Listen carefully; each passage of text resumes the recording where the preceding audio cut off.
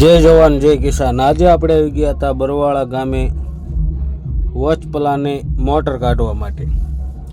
200 ફૂટ motor ઉતારેલી છે, અઢીનો pipe છે। આપણે મહેનત કરી બપોરના મથતા માલુમ પડ્યું સામાન ઉતાર્યો ત્યારબાદ કે આની માથે ઝીણો ગાળ ગોરમટી જેવી માટી આવી ગઈ છે। ત્યારબાદ આપણે બીજી મોટર ચાલુ કરીને પાણી જવા દીધું। જેમ પાણી જવા દીધું તેમ આપણને સફળતા મળી।